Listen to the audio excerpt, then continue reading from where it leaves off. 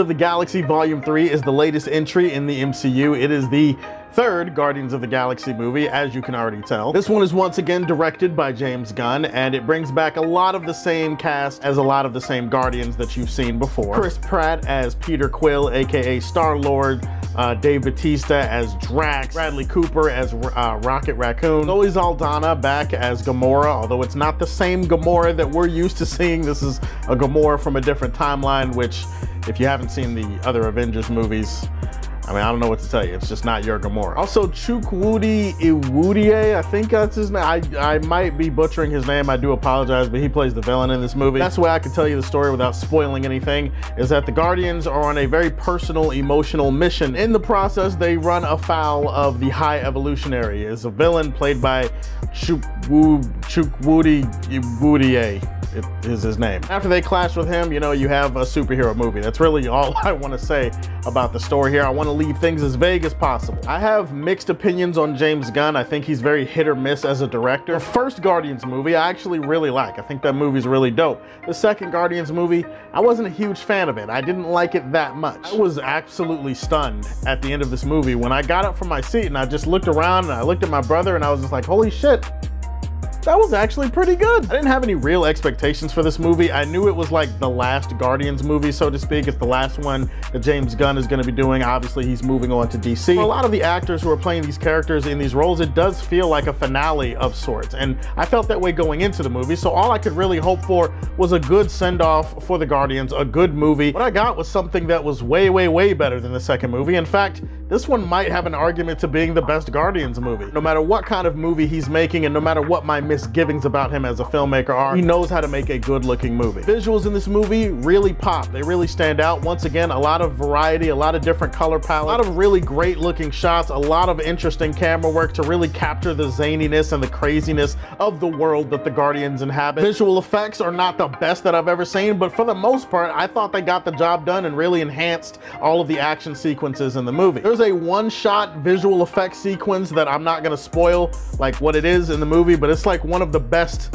visual effects wonders that I've seen in a while. This movie has fun action sequences that feature the Guardians all having their moments to shine and kick ass. They're the dysfunctional family that we love. Like, we know what the Guardians are gonna bring to the table. They're gonna bring some heartfelt moments. They're gonna bring a lot of moments where they're arguing and yelling at each other. In the action sequences, I feel like they fit so much better together in this movie than they did in the previous movies. There's a lot of fun action where the Guardians get to like play off of each other and their abilities. It feels like they're more of a cohesive unit in this movie. High Evolutionary is an absolute asshole. He's a prick.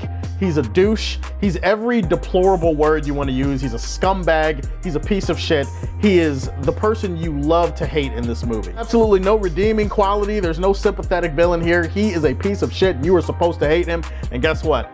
I hated him. At times, his performance is very reserved and calculating, like he seems like this cold-blooded mastermind. Then there's other parts of the movie where he feels very unhinged, very deranged, where it's kind of like he's an OCD guy and he needs things to be perfect, and when things aren't perfect, he loses his shit. We all could relate to a person like that in our lives. I'm not gonna call their name out on the record in this video, Daniel. As far as the other performances, this might be the best acting that I've seen in a Guardians movie so far. I thought everybody brought their A game to the table. Really everybody, Mantis, Drax, they all have great moments. Nebula, make no mistake, this is a Rocket movie. Rocky is the thing that is driving the narrative. He is the heart of the entire story. And Bradley Cooper, the voice work for Rocket has never been better here. That speaks to another thing about this movie. This movie is very emotional, and I would not expect it to be as emotional as it was, but it was, and it's genuine, sincere, heartfelt emotion. It's the kind of emotion that comes off the screen and lets you know that whoever was involved in this movie, the director, the writers, the actors, they're all passionate about this. The movie also gets a little bit dark in some spots. I was actually surprised that Marvel, aka Disney,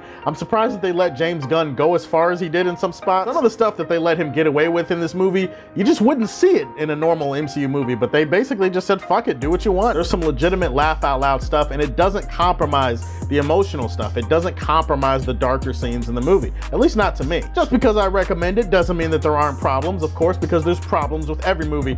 I would say in regards to the villain, I could have used a little bit more background on why he has the why, if that makes sense. I feel like some of the writing was a little bit lazy here. They don't really give you that much insights into him as a character. They just let you know you're supposed to hate him, and you do. The movie does feel a little bit bloated at times. I do think the intro to the movie runs a little bit long. I do think the end of the movie probably runs a few minutes longer than it needs to. I would say the thing that I'm most mixed about in this movie, and the thing that most Marvel fans are gonna be mixed about, is the portrayal of Adam Warlock and how he fits into the story here. It was very clunky, the way that they added Adam Warlock and his people into this movie. It just feels like one of those things where someone is thrown into the plot because they need certain things to happen with the plot, and Adam Warlock, unfortunately, is that character. The good news is there's plenty of room to grow and develop his character. Bad news is he doesn't really serve much of a purpose here in this movie, and it feels kind of distracting when you look at the overall narrative. There's also some specific nitpicks that I can't spoil right now, but one of them has to do with a character and a conclusion for this character,